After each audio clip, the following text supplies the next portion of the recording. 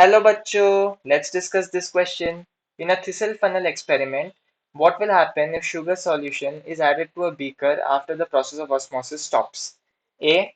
The level of solution in the thistle funnel will rise up. B. The level of solution in thistle funnel will lower down. C. The level of solution in beaker will drop. या D. Level of solution will be unaffected in beaker. इस question को solve करने का जो की concept है वो है आपके थिसल फनल एक्सपेरिमेंट को समझना। थिसल फनल एक्सपेरिमेंट को समझना। थिसल फनल एक्सपेरिमेंट में हम क्या करते हैं, हम सबसे पहले एक बीकर लेते हैं और उसमें हम पानी भरते हैं।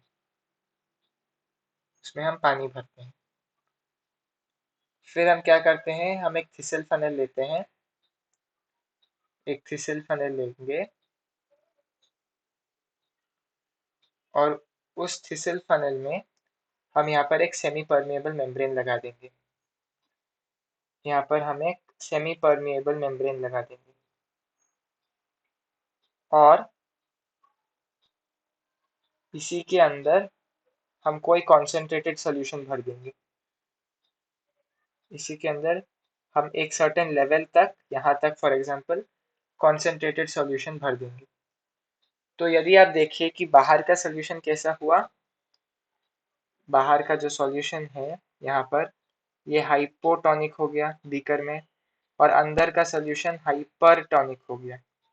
तो क्या होगा, आपको पता है कि वाटर का मूवमेंट किस दिशा में होता है, हाइपोटोनिक सॉल्यूशन से हाइपरटोनिक सॉल्यूशन तक। तो क्या होगा, अभी ये जो पानी अंदर है ना बीकर का, वो सेमी परमिएबल मेम्ब्रेन के थ्रू अंदर आने लगेगा क्योंकि यहाँ पर एंडोस्मोसिस होने लगेगा। और जब तक कि इन दोनों की कॉन्सेंट्रेशन बराबर हो नहीं जाती तब तक पानी अंदर आता रहेगा। तो फिर क्या हुआ, हमने देखा कि ये जो बीकर है वहां से पानी एक्चुअली थिसल फनल में चला गया अंदर, वहां से पानी अंदर जाके थिसल फनल में घुस गया। अभी यदि थिसल फनल के अंदर पानी घुसा तो फिर एक सीधी सी बात है कि थिसल फनल के अंदर जितना सॉल्यूशन था वो बढ़ गया क्योंकि अंदर पानी आ गया। तो थिसल फनल में सॉल्यूशन बढ़ गया। अभी ये दोनों इक्वल सॉल्यूशन मतलब इक्वल कॉन्सेंट्रेशन के सॉल्यूशंस बन गए हैं, इक्वल कॉन्सेंट्रेशन ऑफ सॉल्यूशंस। अभी ये हो गया। अभी क्वेश्चन में क्या पूछा गया है कि ऑस्मोसिस स्टॉप होने के बाद यदि हमने शुगर सोल्यूशन ऐड किया बीकर में, अभी हमने क्या किया, हमने यहाँ पर ऐसे शुगर सोल्यूशन ऐड कर दिया। यदि हमने यहाँ पर शुगर सोल्यूशन ऐड कर दिया तो फिर क्या होगा, ये जो बाहर का ये जो बीकर में जो सॉल्यूशन है वो हो जाएगा हाइपरटोनिक और अंदर में जो है वो हो गया हाइपोटोनिक क्योंकि हमने शुगर का सॉल्यूशन ऐड कर दिया बीकर के अंदर। ध्यान से समझिए कि हमने शुगर का सॉल्यूशन थिसल फनल में ऐड नहीं किया, बीकर के अंदर ऐड किया है।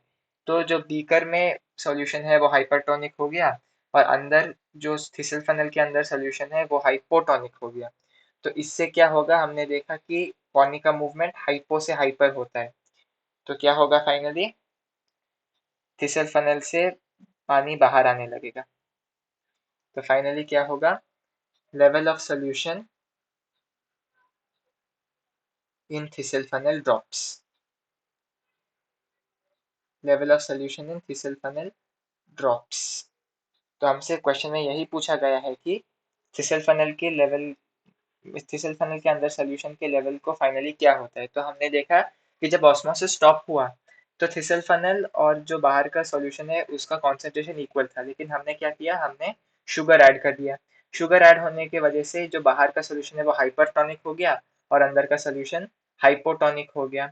इसकी वजह से क्या हुआ, हमने देखा पानी का मूवमेंट हाइपो से हाइपर की तरफ होता है, मतलब सेकेंड केस में थिसल फनल से बाहर की ओर हो रहा है।